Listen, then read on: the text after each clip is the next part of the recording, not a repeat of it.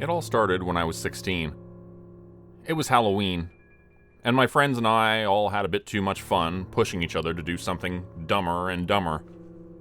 We'd snatched a bottle of red from my parents' stash and passed it around when one of us came up with an idea to check out the old mall by the freeway. The place had been closed a few years prior, and none of us had been there more than a couple of times as kids, but we figured it could make for a good story. The five of us crammed into a car and made our way out there, blasting music as we went along. Godsmack, POD, PM5K, Head PE. It was a different time. Rod was up in the front seat trying to smoke something, but the rest of us kept interrupting him. He had this stupid hang-up on a joke where, if you even reminded him of it, he wouldn't stop laughing. It could boil down to a single word and he'd burst. As we got there and poured out on the concrete, a chill passed through me. More so than the autumn air. The pillars outside reminded me of a rib cage, making the whole place look like a giant concrete corpse. In the dark of a Halloween night, pretty much anything can look terrifying. That's just where your head wanders. We made our way in through a loosely boarded glass door. Stepping inside, all the light we had were our flip phones and the moon slipping in through the skylight. I'd been in that mall a handful of times over the years, but what I was seeing there and then was something different.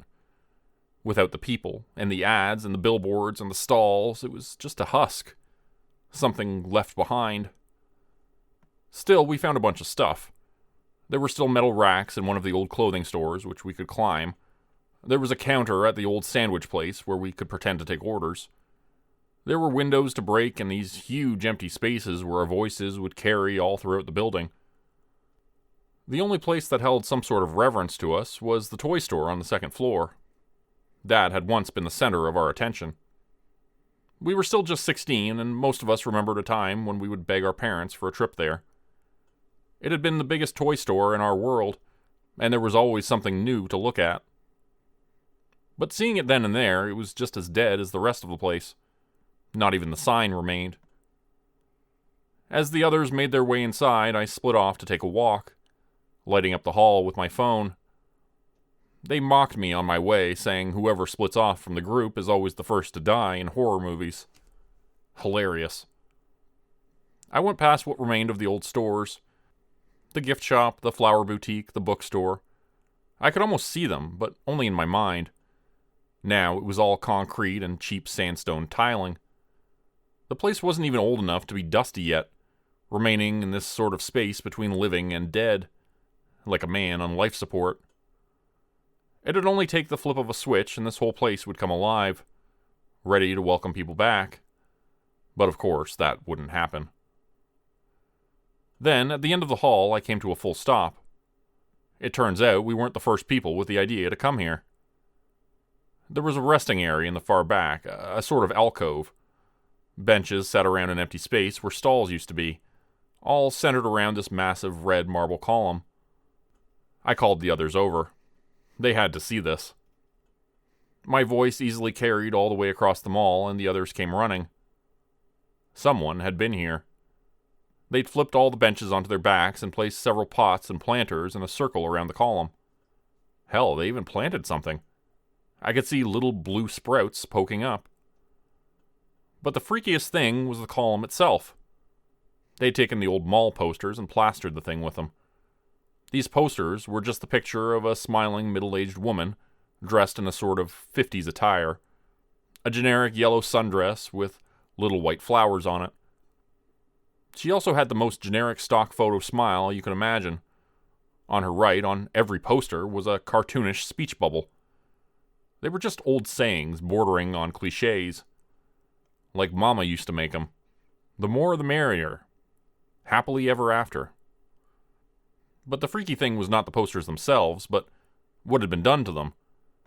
Someone had burned out the eyes, leaving them covered in scorch marks. With the red marble in the back, my brain sort of short-circuited, making me think I was looking into her empty eye sockets, seeing the gore behind her eyes. It was unsettling and probably intentional. They had also modified some of the sayings, crossing out certain words. Like Mama used to make 'em. was crossed out to make Mama Used to. The more the merrier just said more, and Happily Ever After had happily crossed out to say just ever after. The resulting words were Mama Used to, more ever after.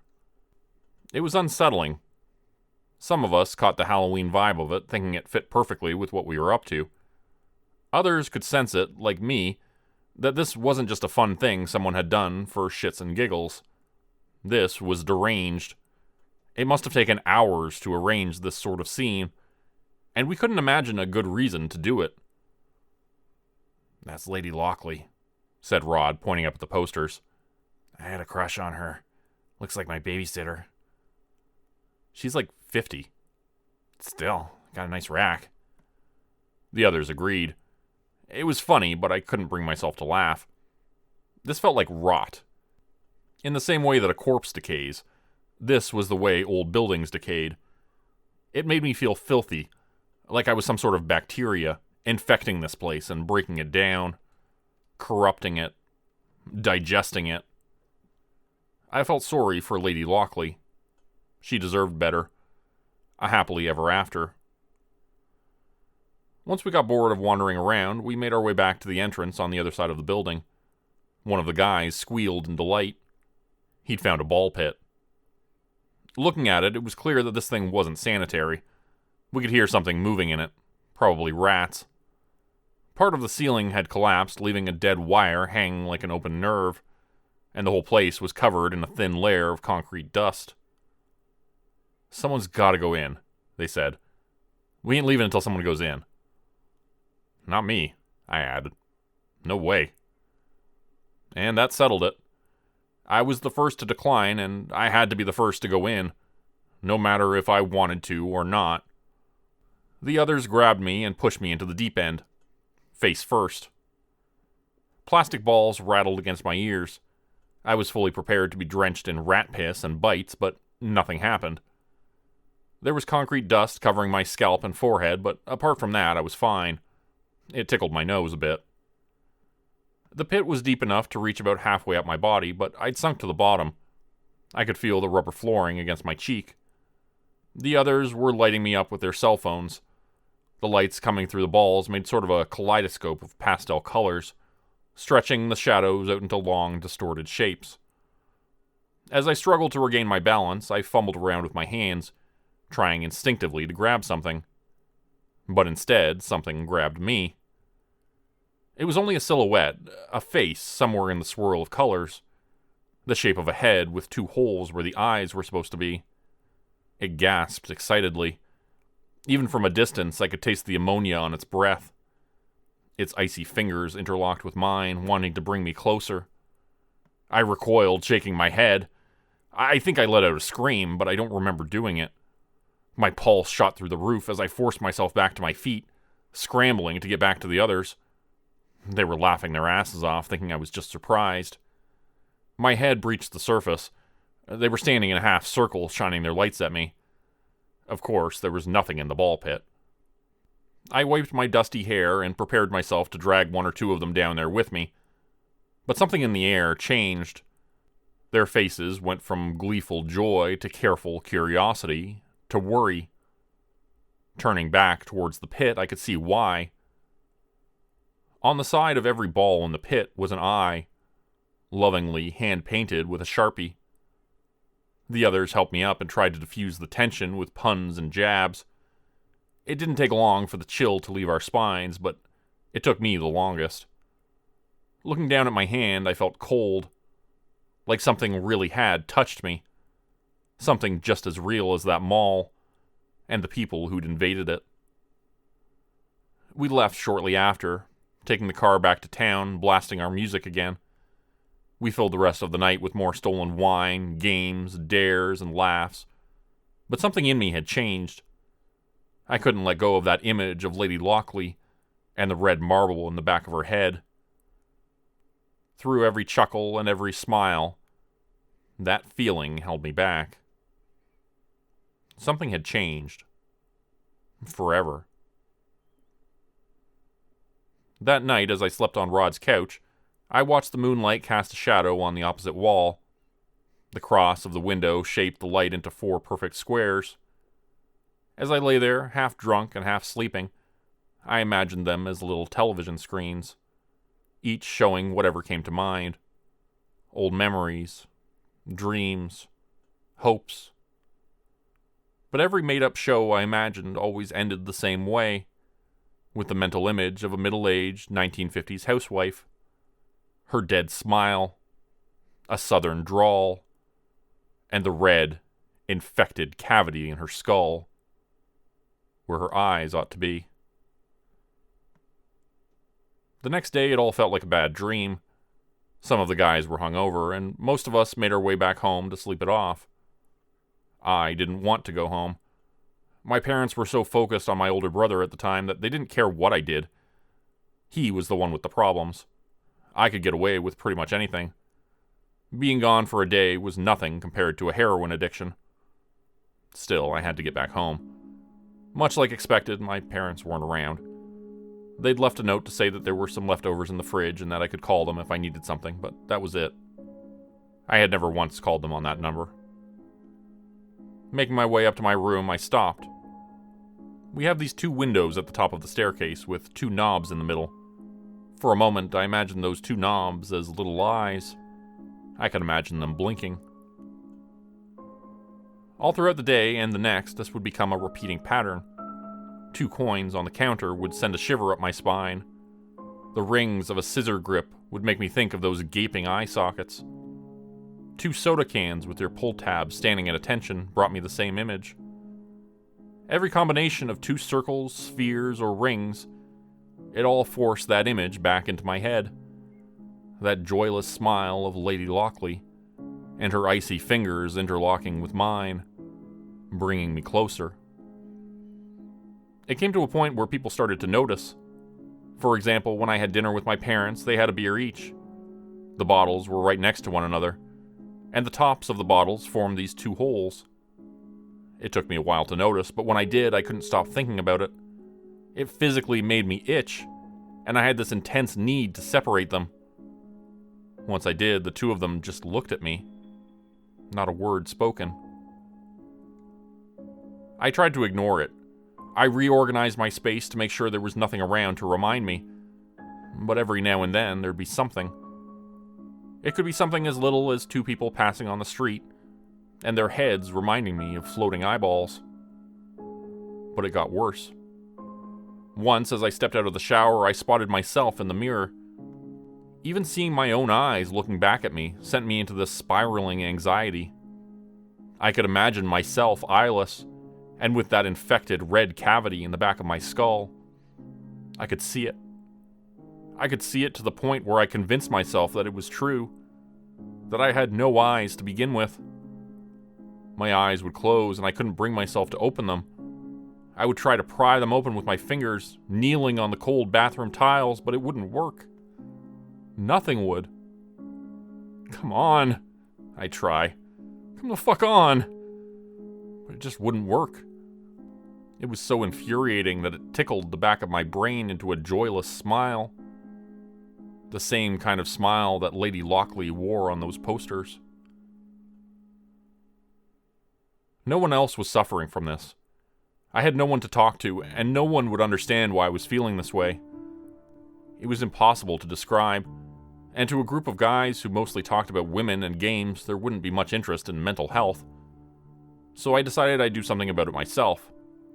Much like exposure therapy, I had to go back. I was going to tear down every poster, set fire to the fucking ball pit, and prove to myself that there was nothing to fear. I was going to destroy it. And with it, Lady Lockley. I was going to break those icy fingers and stare into her eyeless face, unflinching. I had this crappy moped that I'd saved up for one summer. Enough time had passed for the first Minnesota snow to fall, and so I had to be careful not to slip and slide. I loaded up a backpack with all kinds of destructive tools. I didn't even bother to read the note on the kitchen counter this time. No one else was going to fix me, so I had to do it myself. I kept the wheel steady, feeling the snow slush stain my cheap jeans, cold water soaking into my secondhand shoes. By the time I got there, I was shivering. A cold wind had picked up from the overcast, and there was no moonlight to guide me this time. Still, I was prepared. I had a great big flashlight with plenty of spare batteries packed away. My dad had this battery box in the garage full of whatever kind he might possibly need. I brought the whole thing. I made my way inside through the loosely boarded up doors. The place felt warmer, but maybe it was just me being angry. I had this frustration pent up inside me, forcing me forwards. I went past all the hollow shops, the broken benches, the empty planters, and the dry fountain. I climbed up the dead escalator and followed the familiar shops towards the resting area. I could see the red column from afar, sticking out like a sore nerve. The posters plastered to it like a band-aid to an open wound. My footsteps echoed as I made my way closer, clutching the flashlight tighter. There were little sprouts in the pots and planters now, some with a little blue bud. Others had barely poked through the dirt. One had grown quite tall. There were more posters now. Some had been stuck to the walls, others lay strewn about on the floor. Someone had been there recently, I could tell. A few chairs from one of the downstairs restaurants had been dragged up there and smashed, forming a kind of plastic half-circle across the floor.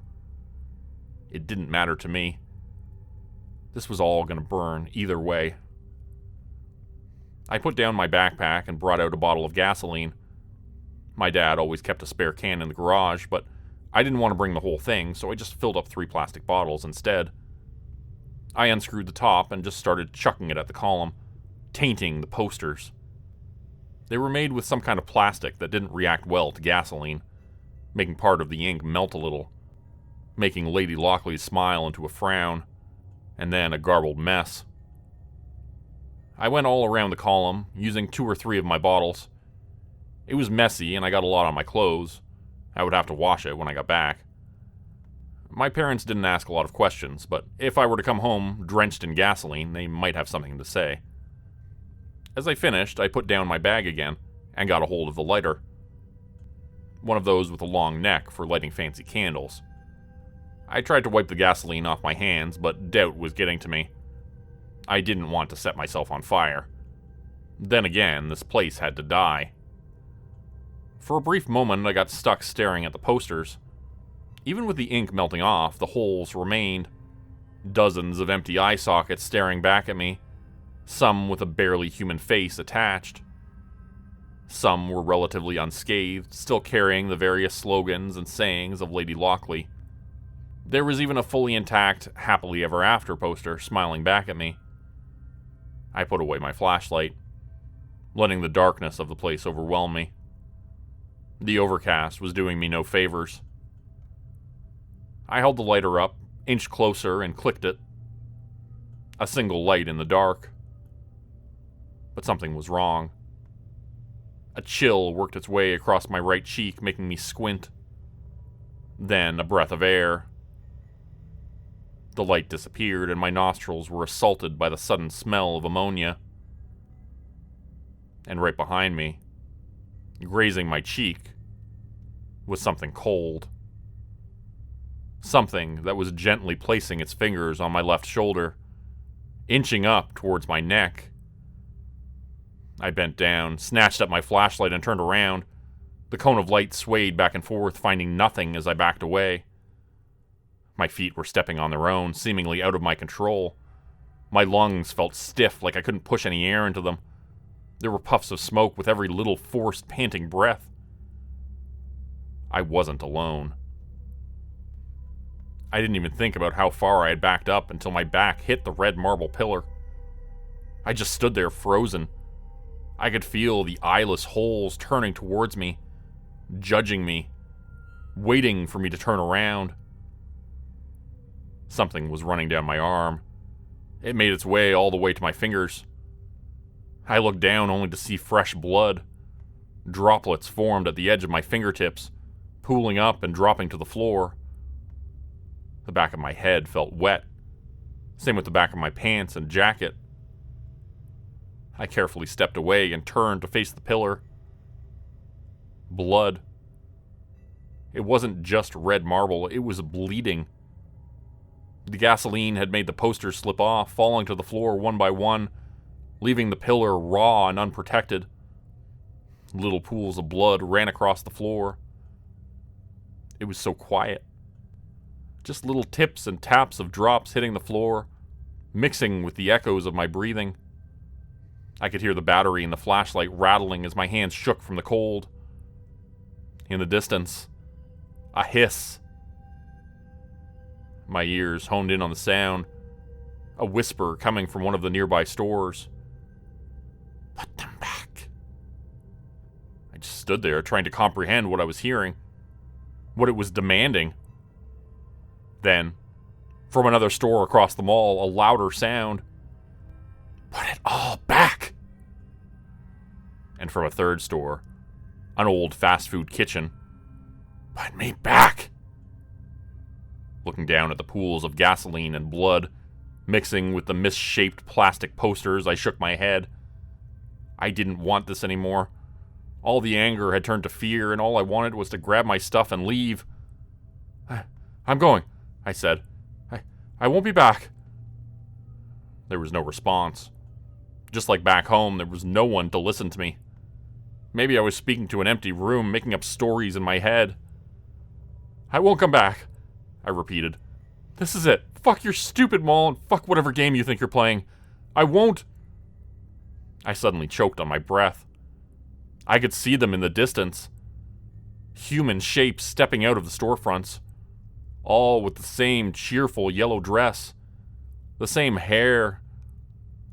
The same smile. Then something grabbed me. It wasn't like the first time where icy fingers daintily slipped into my hand, but something violent, angry. Nails digging into my scalp, grabbing a handful of my hair, forcing me forward with a dead man's cramped grip. I went from standing to kneeling to having my face pressed into the floor in a heartbeat. There were more than 2 hands, maybe 4, 5. Something heavy pushed against my spine. No. It wasn't just one word, it was a choir. A dozen identical voices speaking as one from across the mall. 2 cold fingers touched my eyelids, forcing me to blink. I forced my eyes shut, trying to squint them away. I could barely breathe. I tried moving my head away, shaking the fingers off, but I couldn't. No matter how far back I forced myself, they pushed on until the pain started. This mounting pressure causing bright, painful spots to dance across the inside of my head.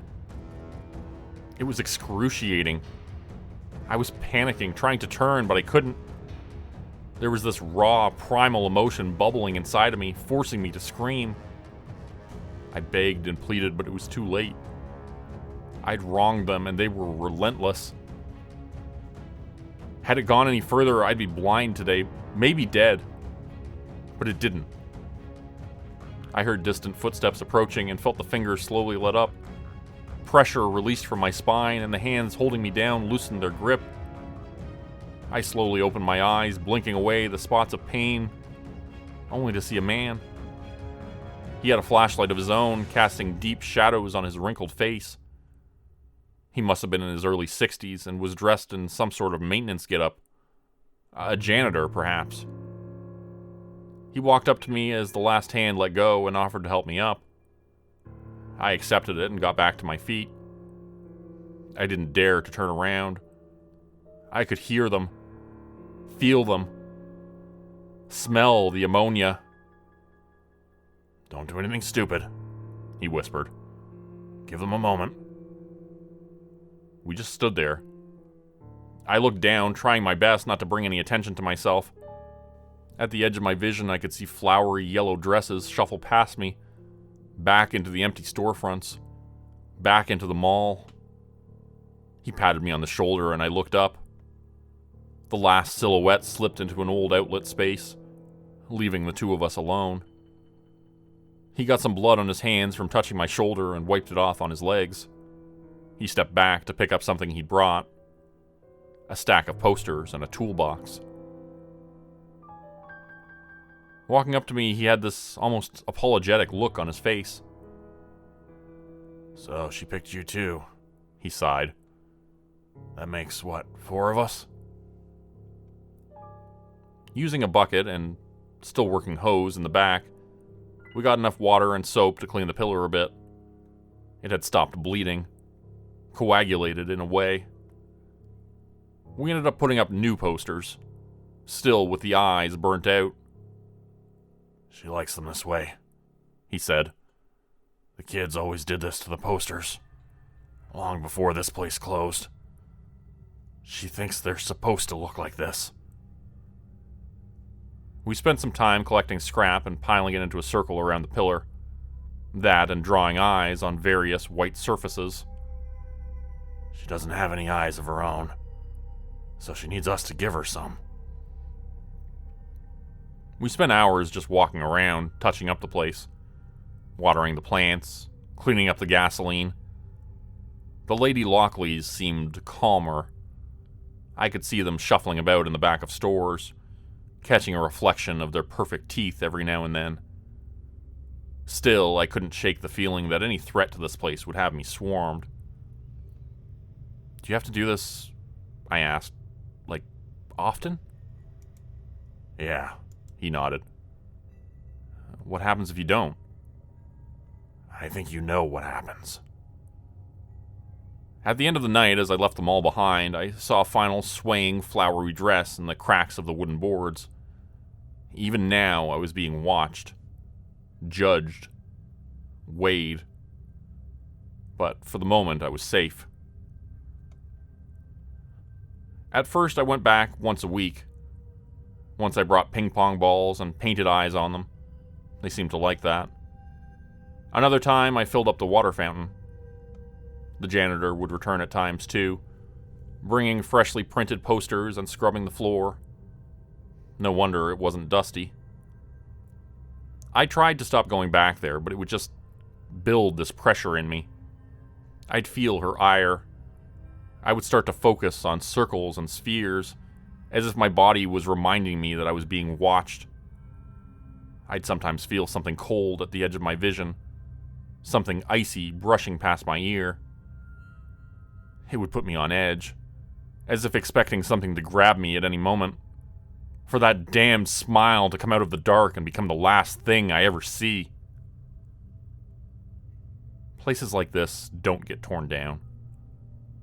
The land is dirt cheap, and the effort to break and ship off all that concrete just isn't worth it. It remains there to this day. I would go back every now and then to fix the place up, to make sure she was happy enough to leave me alone. Weeks would turn to months, and over time they trusted me enough to come back only once every 6 months or so. I'd make a day of it. The plants would blossom into these 6 feet tall, radiant blue sunflowers, and a creeping vine would slither up the side of the marble pillar. She seemed to like the vines.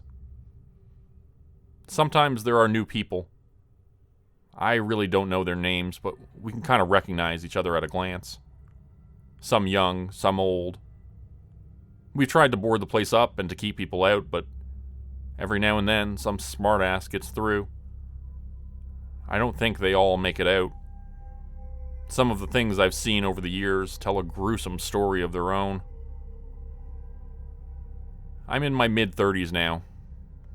I've done this for half my life as a sort of stewardship. A part of my life that I can't share with anyone. I've gotten to know her wants and needs. There is a personality there, an intelligence. Sometimes they can get these strange whims. I once saw one of them trying to break through the loose boards, only to be dragged away by the others.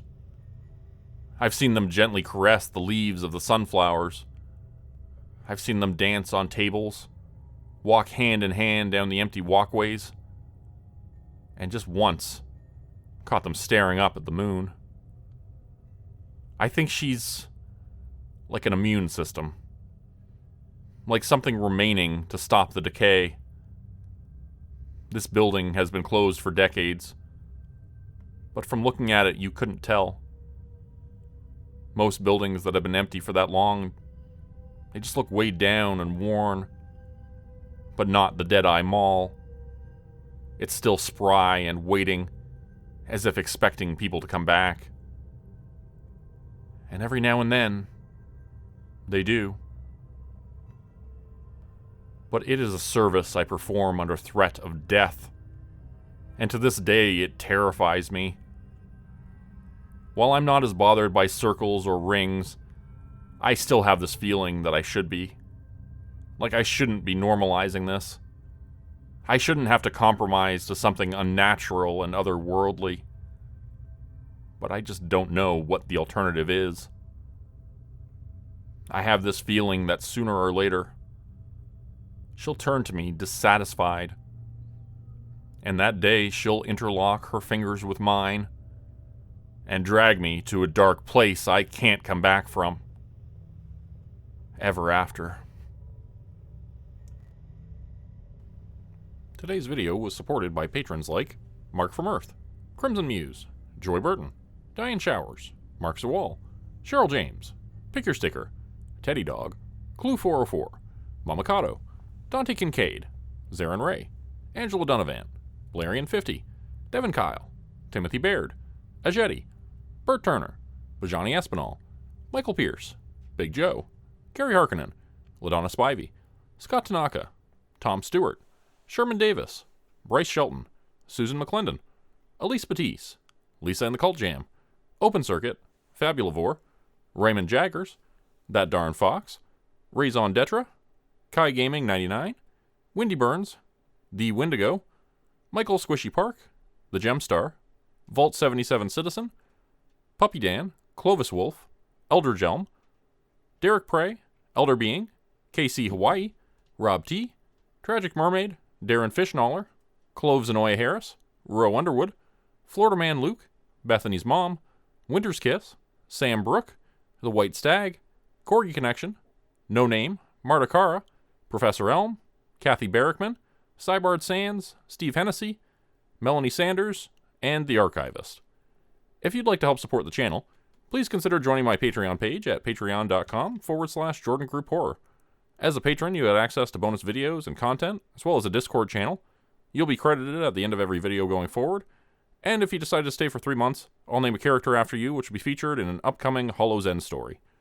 Links to join the Patreon are in the description. Thanks everyone for listening. Please like, subscribe, and comment to help the channel continue to grow, and see you again next time at 4 p.m. Eastern Standard Time. Hope you have a great night.